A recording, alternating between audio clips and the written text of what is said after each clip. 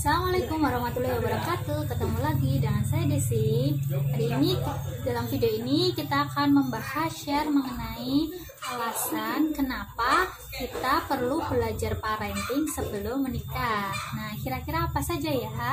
Mari kita bahas.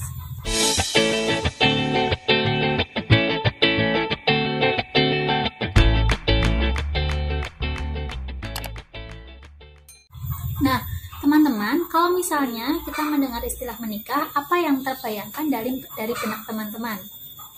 Coba, pasti hal-hal yang sangat menyenangkan dan membahagiakan. Apa saja yang akan kita lakukan, apa saja yang kita akan habiskan bersama pasangan kita nanti. Honeymoon, liburan bersama, kemudian makan bersama, di rumah bersama, dan tidak sendiri lagi. Dan terutama kita pas tidur bersama dengan pasangan, seperti itu kan. Nah, tapi bahwasanya menikah itu tidak hanya hal-hal yang membahagiakan yang akan kita lalui. Kita harus siap dengan segala macam halangan, rintangan, ujian, cobaan, dan juga hal-hal yang mungkin belum pernah kita prediksi sebelumnya. Maka dari itu kita harus persiapkan semuanya, terutama masalah pengasuhan, masalah parenting. Kalau misalnya kita terlambat dalam mempersiapkan, nah nanti kita akan terkejut saat kita mendapatkan masalah seperti itu. Nah, padahal saat orang menikah itu adalah mulainya atau bermulainya peradaban dibentuk, yaitu dari lahirnya anak-anak ataupun lahirnya bayi-bayi dari rahim seorang perempuan. Maka kalau misalnya kita menikah kemudian ditakdirkan oleh Allah langsung mempunyai anak, langsung mengandung sebagai seorang wanita, kemudian kita kaget, terkejut, kita tidak akan tahu bagaimana selanjutnya yang akan kita lakukan terhadap anak kita, karena kita nggak punya basic ilmu parenting gitu. Tubuh apa? Nah, alasan yang pertama ini sangat penting sekali ya. Tidak ada yang namanya menjadi orang tua dadakan. Kok bisa? Ya, masa kita tiba-tiba punya anak, tiba-tiba jadi orang tua, terus kemudian gimana kita harus mengasuh anak kita? Nah, tidak ada ya, tidak ada yang seperti itu.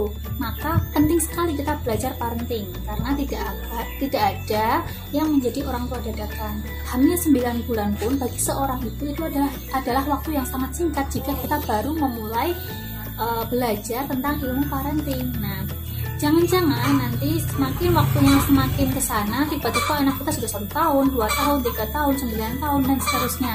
Maka dari itu tidak ada orang tua dadakan. Maka harus dari dini kita belajar parenting.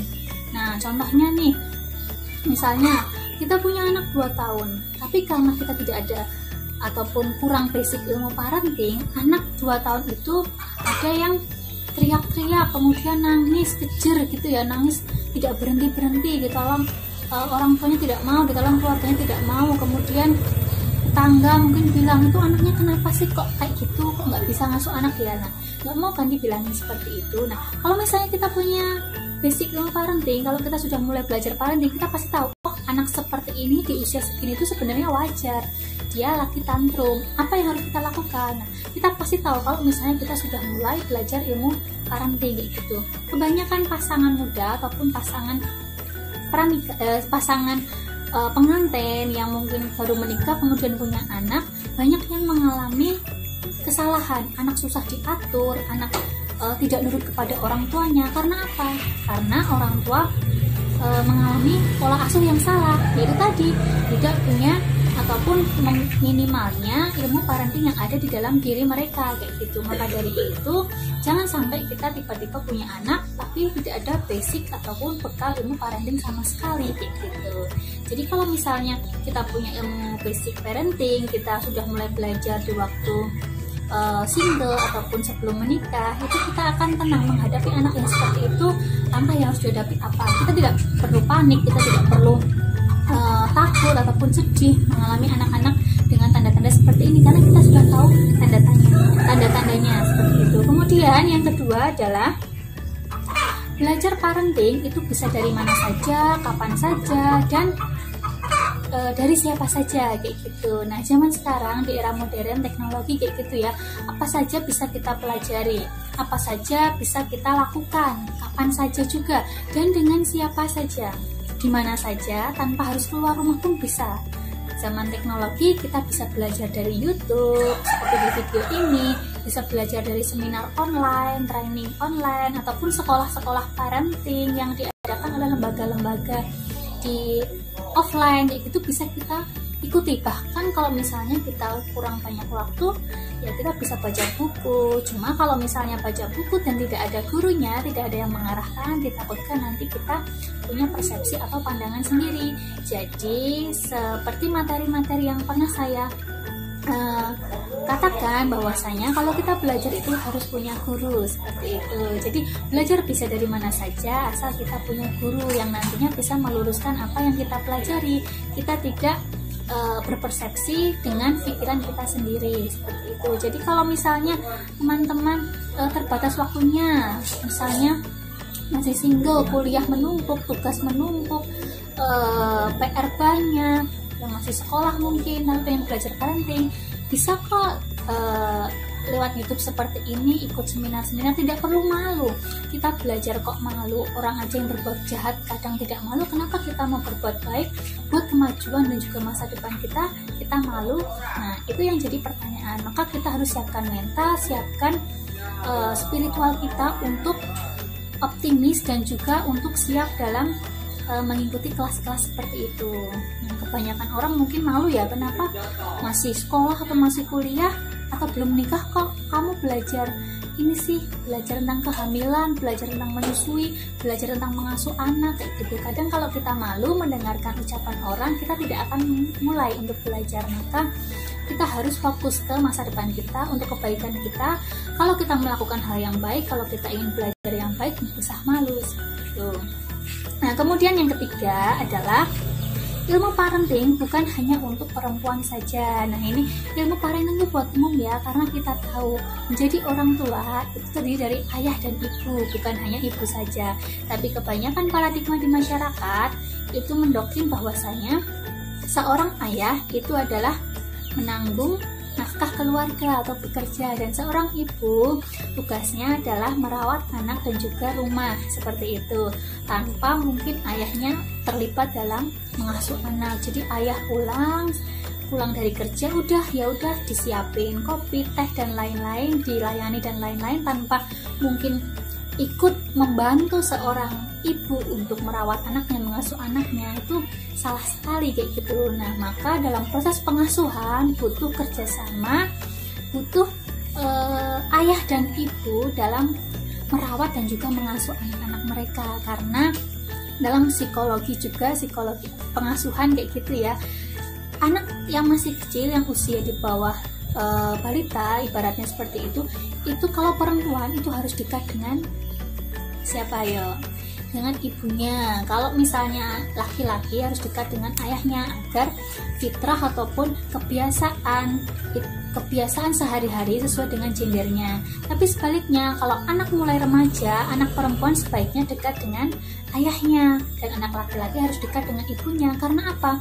Kalau misalnya anak perempuan yang sudah remaja dekat dengan ayahnya, dia tidak akan sembarangan dalam bergaul dengan lawan jenis. Jadi misalnya diajak hal-hal yang negatif oleh lawan jenis, dia akan menolak. Terutama misalnya kalau pacaran gitu ya, diajak pacaran, itu kan melibatkan hati. Nah, kalau anak perempuan sudah dekat dengan ayahnya, dia akan menjadikan ayahnya sebagai cinta pertamanya, dan tidak akan mudah diperdaya ataupun dibohongin oleh laki-laki. Pun dengan anak laki-laki, misalnya dia dekat dengan ibunya, dia tidak akan menyakiti hati perempuan dan tidak akan perempuan seperti itu, karena dia tahu perasaan perempuan seperti apa. Jadi keterlibatan ayah dan ibu itu sangat penting sekali dalam proses pengasuhan.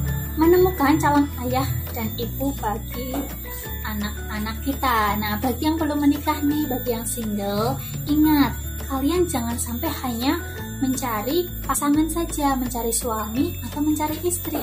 Tapi yang harus kalian cari, diingat ya, adalah ayah ataupun ibu yang dapat menjadi orang tua bagi anak-anak kalian kelak. Jadi syarat yang harus dipenuhi oleh calonmu nanti, kalau bisa syarat adalah siap menjadi ayah atau siap menjadi ibu dari anak-anakmu, kayak gitu. Jangan sampai hanya memberikan syarat cuma buat suami, nanti harus setia sama istri, harus senantiasa menyayangi istri gitu, jangan, tapi harus berorientasi pada harus menjadi ayah yang baik, harus bertanggung jawab dalam keluarga, dalam pengasuhan, ikut terlibat dalam proses pengasuhan, seperti itu. Jadi jangan sampai kalau kita mensyaratkan calon kita dalam proses ta'aruf itu jangan cuma hanya mencari suami saja ataupun istri saja, tapi carilah orang tua yang siap mengasuh dan membesarkan anak-anak kelak nanti. Dan yang terakhir adalah parenting bukan hanya kepada anakmu saja. Jadi misalnya tadi ada yang beralasan, kan masih lama nikahnya, kan masih berapa tahun lagi, kan masih sekolah, kan masih kuliah, ngapain belajar ilmu parenting, kayak gitu kan. Nah, bahwasanya jika masih single itu masih banyak sekali waktu yang kita punya, bahkan kita bisa memfilter ataupun memprioritaskan ilmu-ilmu mana yang harus kita pelajari segera. Kalau misalnya ilmu parenting adalah suatu kebutuhan yang penting tapi tidak mendesak, bukan berarti kita kesampingkan kayak gitu, tapi tetap kita harus jadwalkan kapan kita akan belajar. Nah, maka dari itu misalnya ada alasan waktunya masih lama sih nih, ngapain belajar parenting sekarang? Nah, jangan sampai seperti itu. Memang ilmu parenting itu perlu dan butuh persiapan dan juga pembuktian. Maka kalau kita belum punya anak, ya kita bisa buktikan kok. Lewat apa? Ya kita bisa membuktikan lewat keponakan, saudara, sepupu, atau anak-anak sekitar rumah kita. Dengan begitu kita akan melatih jiwa parenting kita meskipun kita belum punya anak, sehingga pada waktu kita sudah nanti dikaruniai anak, kita akan terbiasa dengan sikap seperti itu. Jangan salah kalau misalnya kita dengan anak kecil saja, mungkin anak tetangga atau anak sekitaran di rumah kita itu kasar ataupun cuek, nah nanti bisa jadi kita punya anak, kita tidak tahu apa yang harus kita lakukan dengan anak-anak yang modelnya berbagai macam itu, gitu. Maka mulai sekarang kita harus belajar ilmu parenting dan juga mempraktikkan ke anak-anak yang kita temui di sekitar, seperti itu ya. Jadi harapan saya tidak ada lagi alasan untuk tidak belajar ilmu parenting mulai sekarang. Kita harus belajar sejak dini, mempersiapkan semuanya untuk demi masa depan kita. Segitu saja, sekian. Semoga sharing hari ini di video kali ini bermanfaat, dan juga teman-teman semua semangat. Saya doakan yang belum menikah segera dipertemukan dengan jodohnya, dimudahkan, dan yang sudah menikah diberkahi pernikahannya dan juga dikaruniai anak yang solih dan solihah, dan kita senantiasa dimampukan dalam mengerjakan perbuatan baik. Kurang lebihnya mohon maaf. Jangan lupa ya like dan subscribe agar saya juga bersemangat terus dalam membuat video sharing mengenai pranikah ataupun parenting. Assalamualaikum warahmatullahi wabarakatuh. Tubuh apa? Buang puyuh tu atas tu. Tubuh apa tu? Buang apa buang puyuh?